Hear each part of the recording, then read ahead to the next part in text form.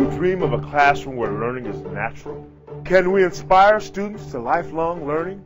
What exactly is the purpose of an education? Inspiring students to be curious, independent, creative, innovative, deep thinking, confident, proactive, collaborative, determined, educated. Rise to the challenge of changing the world. This is teaching. This is learning. This is who we are. Welcome to the Tabletop Inventing Podcast. How does a successful corporate professional at the top of his game recover from a layoff in December? How can buying a bottle of maple syrup be a life-changing experience? Does noticing and helping other people really matter in business? Listen in for the solid answers in today's podcast. Hey there, Innovation Nation. My guest today is a great podcaster. In fact, he and his partners have started a conference for podcasting called Podcast Movement. But before we dive into today's interview, something Jared said reminded me of a quote from the book The Go-Giver by Burg and Mann. In the book they say, "All great fortunes in the world have been created by men and women who had a greater passion for what they were giving, their product, service, or idea, than for what they were getting. And many of those great fortunes have been squandered by others who had a greater passion for what they were getting than what they were giving." We often have this view of business as a one-way street, where businesses take our money. But if we back up a moment and take a good look, we'll notice that the best and most trusted businesses have a long-standing habit of serving their customers very well. In fact, I heard a story about a Nordstrom's employee who took a return on some snow tires. You see the show notes for a link on that one. However, in real life, can we really be that generous? Does generosity matter? We think it does. In fact, in our Summer Inventors Bootcamp classes, students are always encouraged to share what they've learned with other students rather than keeping the knowledge to themselves. Just last week when we had our first class of the summer, one of the students became known as the wiring guy because he figured out and memorized the wiring for the robot motors that everyone was using. Not only did the other students get the help they needed faster, Auden, the wiring guy, got a great sense of confidence from helping. To learn more about Inventors Bootcamp, visit ttinvent.com and click the Inventors Bootcamp button. I'm excited today to introduce you to Jared Easley. Jared recently suffered a dramatic corporate downsizing incident that left him reeling, but managed to silence all the doom and gloom voices that seem to plague most of us at moments like that. He cites as his inspirational turnaround the movie It's a Wonderful Life and the sincere gratitude of a podcast listener. Let's find out more about this fascinating story. My guest today is Jared Easley. Jared's the co-founder of Podcast Movement, which started last year, and they had 600 people at their event, and they're anticipating up to 1,000 this year. And he's got a podcast called Starve the Doubts. And in the future, in the very near future, I hear, he is writing a book called Stop Chasing Influencers. Jared, tell us a little bit about that book. Hey, Steve. It's a pleasure to be here. The book that you mentioned, Stop Chasing Influencers, is actually written already. It's going to be coming out later this year in bookstores across North America, and it'll be online on Amazon and various online book options. But the title, as you pointed out, is called Stop Chasing Influencers. And the subtitle is called The True Path to Building Your Business and Living Your Dream. And I made a mistake, Steve, when I was starting out podcasting. I thought if I could create a show where I interviewed a lot of successful and influential people, that would have a transfer of credibility or perceived credibility to what I was doing, and it was possible that some of their audience would kind of transfer to me. And while I was fortunate to interview some really amazing people that were very successful in their space and in their niche, most of those people didn't share the podcast episode, and there was nothing wrong with that. What I realized was it wasn't their responsibility to grow my network or grow my audience. They were very generous with their time, but I realized that a lot of people have those challenges when they're starting their business or they're focusing on an idea where they want to grow their influence, is they spend a lot of time looking at what the big boys are doing. And there's some wisdom in that because success leaves clues, but it can be a problem if you're just focused so heavily on what certain influential people are doing rather than going and creating and doing something yourself that serves your core audience or serves that ideal customer. So the book is going to help people to create a true path to building their own business and living their own dream, not someone else's. The feedback we've gotten so far has been outstanding. And yeah, so we're not saying don't pay attention to what influential people are doing, but also we're saying don't spend all your time focused on them when you need to create your own influence to grow your own ideas and build your own dreams. So yeah, it's going to be a really good book, and it's coming out a little bit later this year. So tell us a little bit about your dreams and your goals for your business, and like where that started out and maybe how that's evolved to today.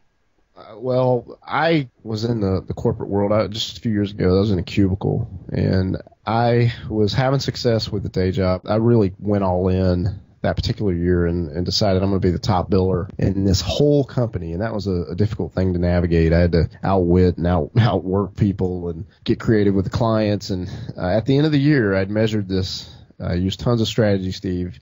I had become the top biller in that entire organization, and I'd only been there a few years, and that was unheard of at that point. Like everyone who was winning that time, there 10 years or more or something ridiculous like that. And I got a bonus, and I got a little bit of increase in responsibilities and stuff. But at the end of the day, and the new day, the next day, I realized that none of that mattered. It was kind of, what have you done for me lately? It all started all over again. And that was a tiring moment for me, because I realized the effort and the energy I'd put in that year before for the results that I received was kind of a joke. And while I'm not down on being an employee and I'm not down on working a corporate job, I realized right then that if I was going to continue to put in the effort and the creativity on that level, I needed to do it for myself. And so I started reading a lot of books. I started listening to a lot of podcasts to try to learn, how do you do that? Because I don't have an experience as an entrepreneur. I don't have a background in that, certainly not a successful one. And I'm glad I started on that path, Steve, because I did get encouraged through the different content that I was consuming on those topics, and that compelled me to say maybe I could launch my own podcast. And in launching my own podcast, I was fortunate to connect and talk with a lot of really smart people. That show that I started has now over 2 years old and over 200 episodes. And it's opened up the door for me to create a business, which we'll talk about later, with Podcast Movement. And it's given me my first traditional published book deal. It's blessed me with opportunities to speak and just created momentum, and new doors have opened up that didn't exist before. And I'm thankful to say that those things are happening now, Steve, because what I haven't put in there is I ultimately got let go. I was doing all the things that were right, but the company, had trouble with their numbers, and then they cut multiple people, and I was one of them. And that was December of 2013. I remember getting in the car driving home to my wife thinking, what am I going to tell her? It's almost Christmas, and now I don't have a job. And that was a tough season, Steve, because I felt like a loser, and that voice inside my head was saying, man, you just don't have what it takes. And it got even worse. I wish to say it stopped there, but I remember going to Publix, which is a grocery store chain here in Florida, and my wife is into Pinterest, and she likes different Pinterest recipes, and she'd asked me to go buy maple syrup, and I think maple syrup was maybe $4 or $5, whatever the type she wanted me to get. And I picked up this maple syrup and went to the counter there, the cashier, and I swiped my Visa check card, and it got declined. And Ouch. I didn't have any cash in my wallet to pay for this maple syrup, and that was one of the toughest moments of my life up to that point, Steve, because those voices in my head had never been louder. They were just saying, you are a loser. You can't even pay for maple syrup. You are a bad father. You're a bad husband. You are chasing things that are ridiculous. You look at what you've become. And in that moment, I had something happen that just really changed my life, Steve, and that was a very discouraging time, but a lady had reached out to me and sent me an email. And she's actually probably not far from where you are. I believe you're in Southern California. Is that right, Steve? Yeah. So she's somewhere in Southern California, and she had sent me an email saying, hey, I just listened to this episode of your podcast, and it really encouraged me. And I've got these different challenges that I'm working through, and hearing this episode just was exactly what I needed. And that was deeper than just kind feedback, Steve. That was somebody noticing me, and that clicked. Like I realized right then and there, like that's what I'm missing. I need to, I appreciate so much what this lady has done for me and this gift of noticing me. How many other people could I bless and could I help if I was just gracious enough to start noticing them? And that was a turning point. It was a mind shift. So I started to look at who are the people that I want to speak to, who are the people that I want to support, that I want to notice. And I'd find unique ways to do that, Steve. And it started out with just 5 people. I made a list, and each week I'd go and maybe comment on their Facebook status, or I would share their blog post if they were writing blogs, or I'd listen to their podcast if they had a podcast. I would do a handwritten card if nothing else. I didn't do the same things all the time, but I just did that consistently for 5 people, and then that grew into 10, and 10 grew into 20, and then 20 actually grew to 30, and then it was starting to get out of control because it was just too many people. But what happened there was really interesting, Steve, is I created a lot of rapport by generously and authentically noticing people that I wanted to help, people that I believed in, and people who appreciated that I was noticing them, not someone who is an influential person who's way up the mountain who could care less if I noticed them. These are people who are in the trenches, people who are creating what they felt compelled to create. And by noticing them, they appreciated it, and the rapport was there. And over time, what I've found, Steve, is when you get enough people who appreciate you and who are grateful for the way you've served them or helped them or shown interest in what they do, the law of reciprocity kicks in. And now you have 30 people saying, we love Steve. Steve is awesome. Steve, that guy, he's just always so encouraging, or he's helping me out, or he's looking out for me. And people as a whole will listen to a large group of people that say, we love Steve. But if it's just you by yourself saying, look at me, pay attention to what I'm doing, a lot of people won't ever notice that. They'll blow that off. They're immune to it. They're numb to it. But when they hear the crowd say, look at Steve, we like Steve, they will listen to that. And I thought that was an interesting case study, an interesting thing to learn. And so now that's one of the ways that we've created momentum to start things like podcast movements. It all started with just being willing to notice people and to be generous in that and make that the focus. And what's happened over time is that reciprocity is kicked in after that rapport was created. And that's called building an army. And when you have an army, people will notice what you're up to. So I thought you were going to say, when you're coming to that story, that you listened to these podcasts and they encouraged you. And it's interesting that someone from your audience actually encouraged you, and that you noticed, wow, I make a difference, and that you were able to turn that and say, wow, what difference could I make? Well, what I listened to before I launched my own podcast, that inspired me to take action. And the action at the time was to start my own show. Even though I didn't have all the answers, even though I didn't even know what the perfect name of the podcast would be, it was compelling enough to say, hey, I need to take some steps. And it's like if you're sitting on the sideline in a football game, you can't make the play, or you can't win if you're just sitting on the sidelines. You got to get in the game. And that was compelling to me at the time. I thought, well, I had those voices in my head then, even then, Steve. I said, well, I don't have a ton of experience, and I don't have this amazing story. I don't know what to share with people. How could I start a podcast? They're not, who's going to listen to me? And I had learned from 2 guys, Jason and Jeremy. They do a show called Internet Business Mastery. They talked about if you don't have that story or that level of experience, or you don't feel that you do, that's okay. You can always have conversations, kind of like you do, Steve, with your show. You can have conversations with people and share their experiences. And in doing so, and in curating that and putting that out there, that's valuable. And so that's kind of what I did. I started my own show, just like you, Steve, sharing stories and sharing those stories. That's going to create this instant tribe and this mass thing. And it didn't work. But what did work was that lady sending me that email, and then kind of learning from that. I guess learning in that moment of what could be perceived as failure, I had my biggest takeaway, and that was, I need to notice other people. And that created opportunities that didn't exist simply because there were people now who cared about what I was up to, but it started with me caring about what they're up to first. That's a pretty big shift. But I don't think you're the only person that has those voices. I think at some level all of us have those voices, and they tend to come at us when we're down and kick us when it seems like life has just beat us up pretty bad. Yep. How did you deal with those voices? Like, did you come head on at it? Did you go back to the podcast? Did you just focus on that shift of reaching out to encourage other people? How did you deal with the voices?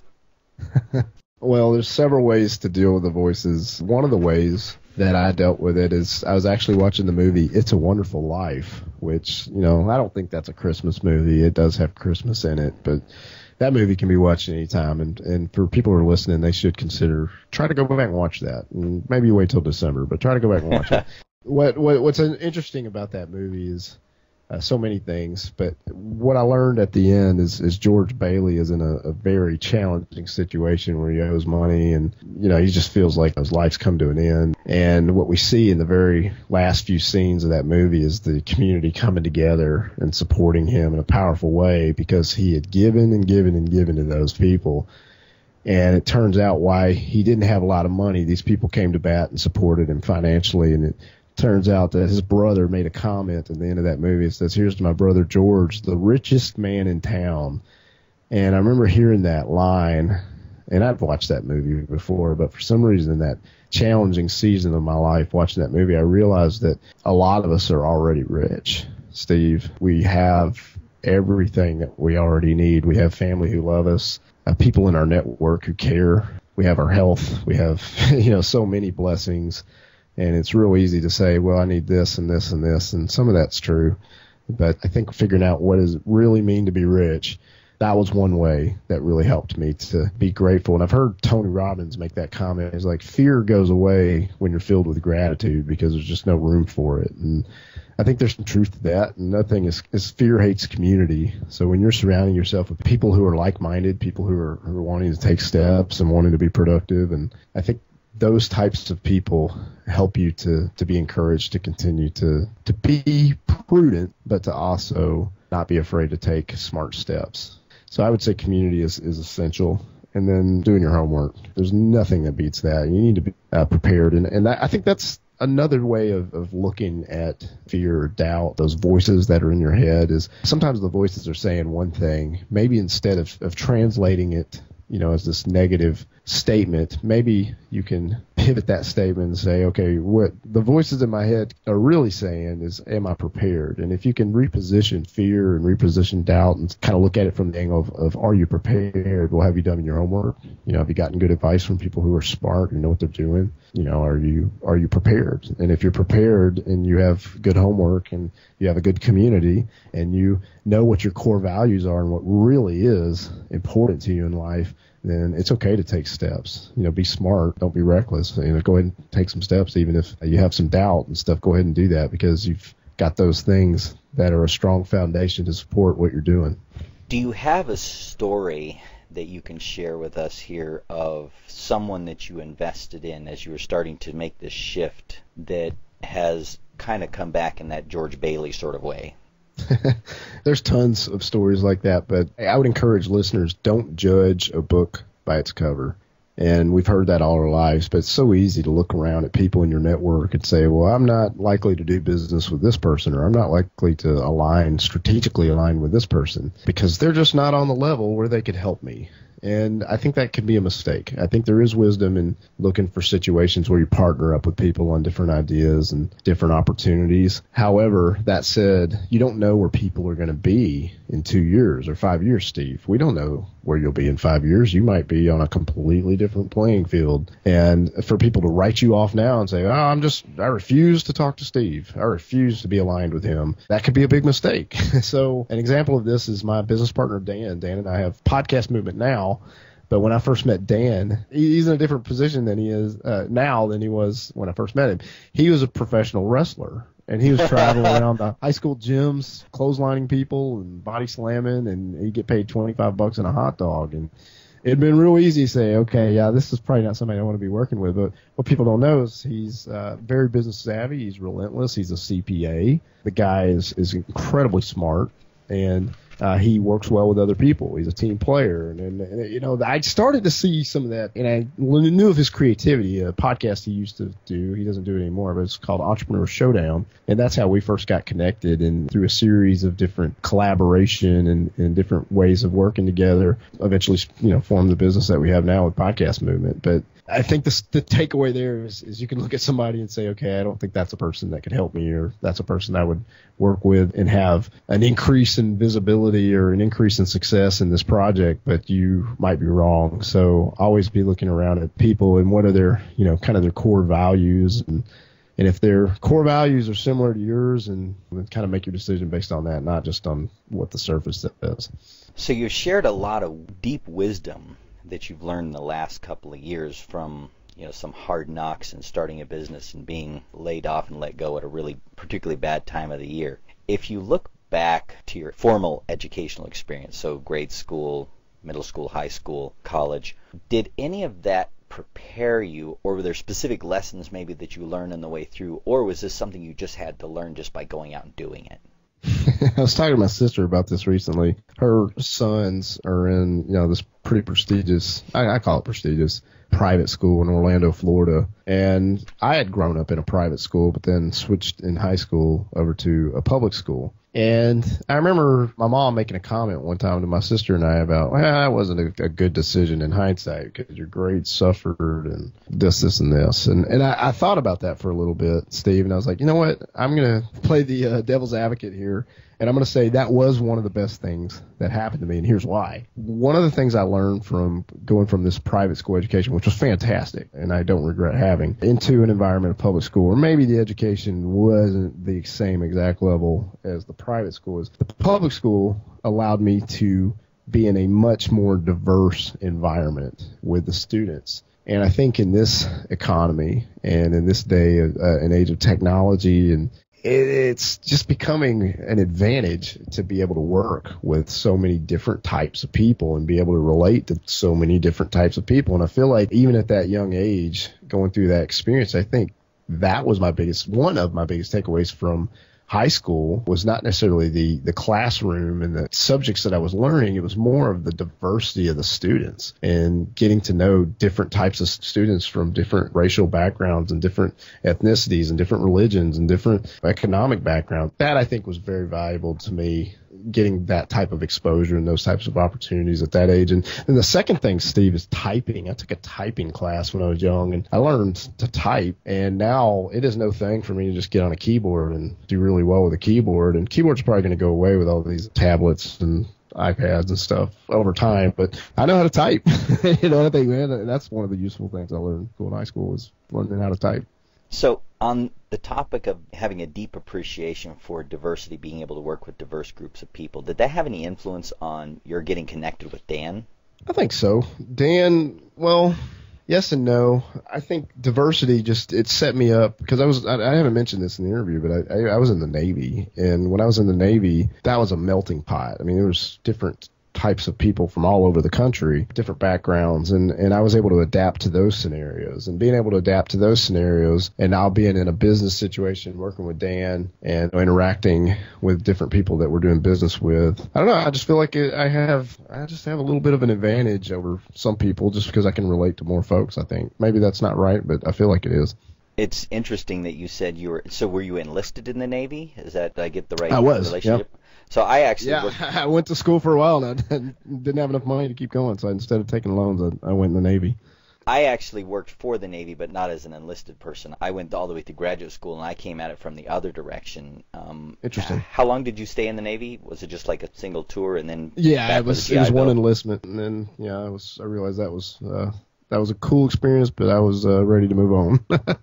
So as you look back across your experience from grade school, middle school, high school, college, Navy, and between a little more college business, are there any common educational themes, things that you learned along the way that have kind of deepened your ability and your appreciation to glean these lessons from life? I think having the structure was critical to development, and now certainly running a business, even just a small business, that structure was a powerful thing that I needed at that young age.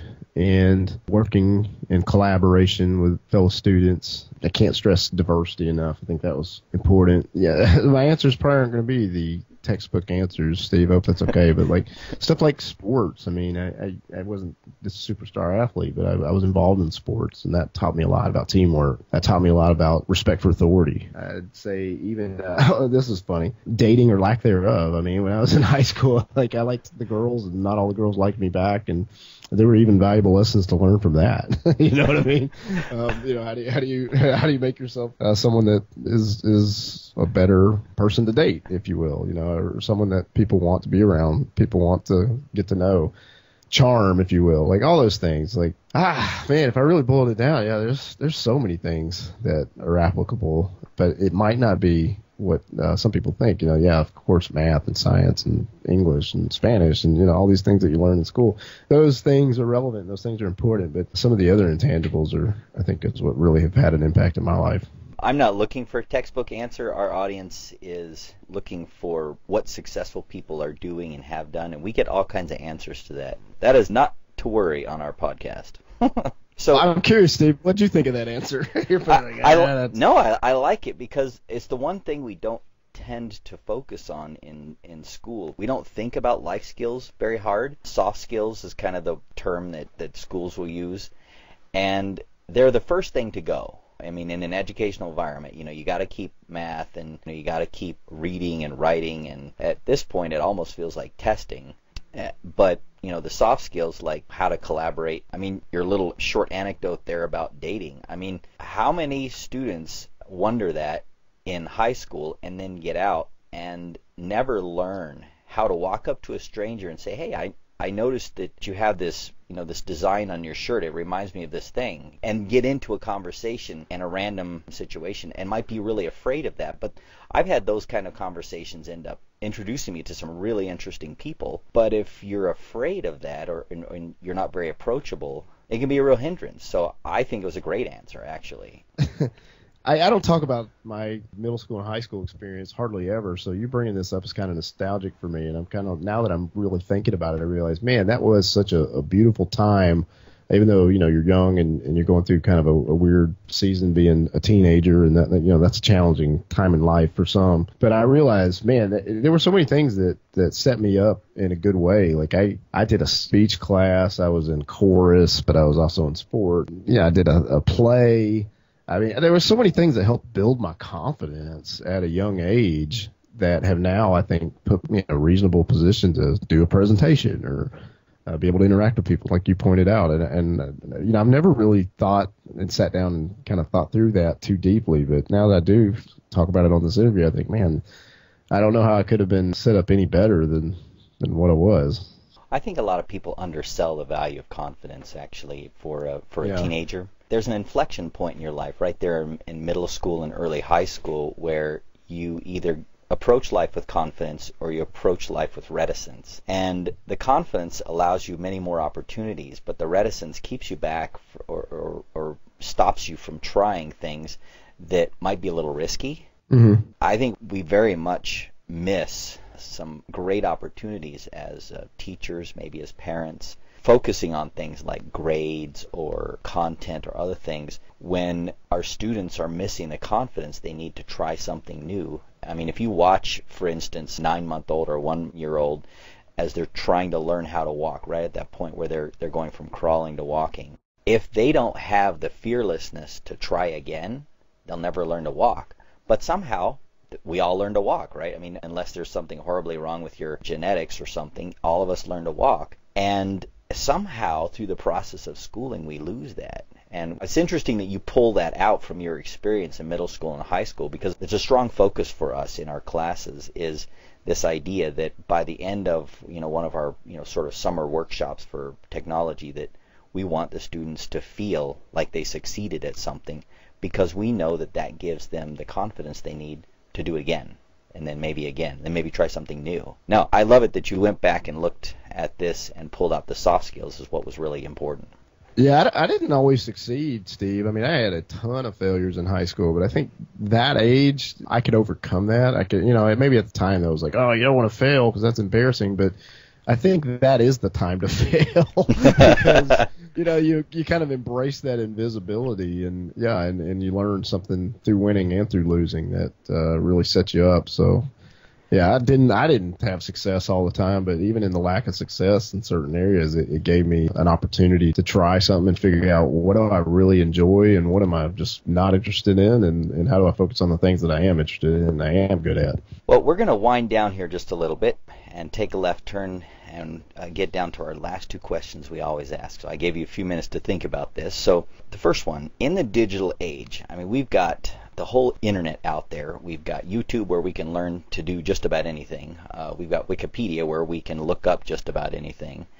And we have Google where we can search, over 500 million websites. I looked this up the other day. And there's just so much information out there. In that environment where you can just type a few keystrokes and learn just about anything, what does it mean to be educated? This is an interesting question, Steve. It means that you're aware.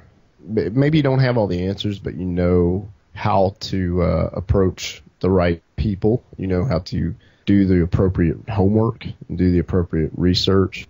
But yeah, I think the takeaway here, luck favors the prepared. So it'd be real easy to say, yeah, I could just jump on Google. But for the people that do their homework, for the people that do the research, that are active learners, I think those people set themselves up nicely to have an advantage over a lot of other folks, because nothing really replaces preparation in my experience. So yeah, to be educated means you're aware, and I think there's an element of humility in being aware. I think you don't know everything, but that doesn't mean that you're not going to work hard to learn the things that are valuable to you. And I found a lot of value in networking and collaboration. So for me personally, I think a form of education is not just what you know, but who you know. So my hope is that people who are listening to this will also consider that. Like, okay, it's one thing to have a lot of head knowledge, but the way you handle your relationships, the way you maintain your connections and your friendships is extremely valuable and very important.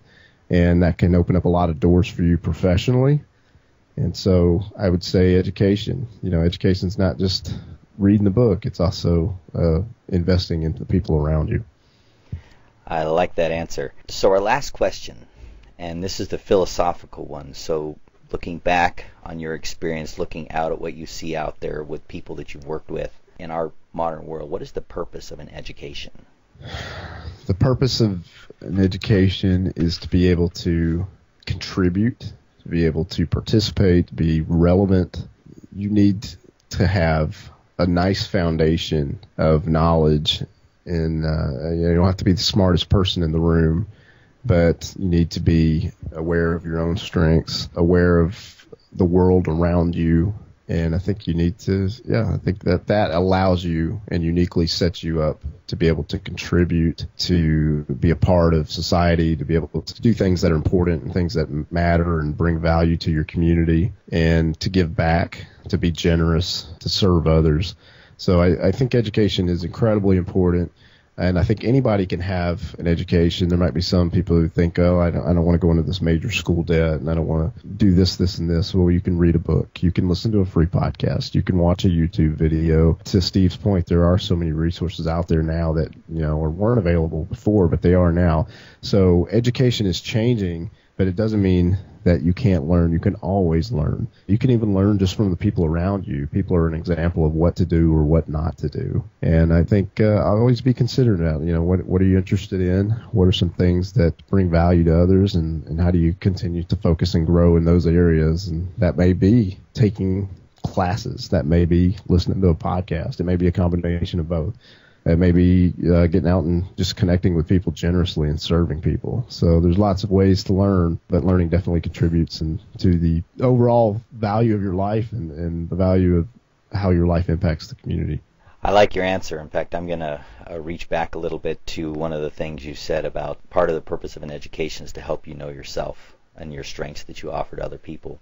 I think that's often overlooked. It's actually an answer that we don't get as much here. I think I might have gotten it once or twice, but that's powerful to know who you are and how you can contribute. One of the things I've learned, Steve, is if someone right now is saying, I'm wanting to work on that area of my life, is you could start by just asking the people around you, the people that you know have your back, the people that you know are wanting you to win and wanting to support you. Just ask them, say, hey, what am I good at? What are my strengths? And those people will tell you. They'll say, well, Steve, you're really good at this, and I see this in you. When you hear that from several people in different conversations, separate conversations, once you kind of know that, you'll be able to say, okay, this person said this and this person said this. And I believe that's true because I've seen that myself. And when you start to figure those things out, that is a nice foundation. That's a nice starting point to start figuring out, okay, what can I learn through these classes? What can I learn through these videos on YouTube or through podcasts or through these other methods that we've discussed to help me grow and help me develop these strengths that these people have said that they see in me? And I think that is likely to create your greatest opportunities for success when you put that focus on the areas that you're good at and the areas that you're strong at. And you can invest in those areas and develop those. Not to say you can't be well-rounded and work on things and grow areas of weakness. I'm married and I have a daughter, and there's things I have to learn and I have to do, as part of my responsibilities to them. But I'm not necessarily speaking to those things. But I would say, focus on your strengths and continue learning and continue growing those strengths and developing those through your education, through all these different methods that Steve and I are talking about. And that uniquely sets you up to add value to your community and add value to others. I think we're going to wrap it right there. That's a perfect way to end. Thank you, Jared, for taking some time this afternoon. What's the best way for our audience to connect with you? Steve, if podcasting's on anyone's radar, whether they want to, considering doing it or they just enjoy listening to it, I think that is a good enough foundation to consider being a part of Podcast Movement. That's podcastmovement.com. And then I have a podcast as well, so if you run out of episodes of Steve's show and you're just looking for another show to sample until Steve's next episode, then we have a podcast called Starve the Doubts, and that's found at starvethedoubts.com. All right. Well, we will link those up in the show notes. Thank you, Jared, for interviewing with us. Much appreciated. Steve, you have great questions. These are questions I've never been asked on an interview, so I really appreciate you being patient with me as I try to work through those answers. So thank you. You're very welcome, and thank you for giving us some very cogent answers. If you've been enjoying the conversations and insights here on the podcast, share it with a friend. Great ideas demand to be shared. You can also help fellow parents and educators by subscribing to the Tabletop Inventing Podcast in iTunes, leaving a rating, and writing a review. If you use Android, subscribe, leave us a rating, and write a review in Stitcher. Links to subscribe can be found at www.ttinvent.com/podcast. Contact us, and we'll think through the comments and answer your questions here in the podcast. And be sure to let us know if you'd like a shout-out or to remain anonymous.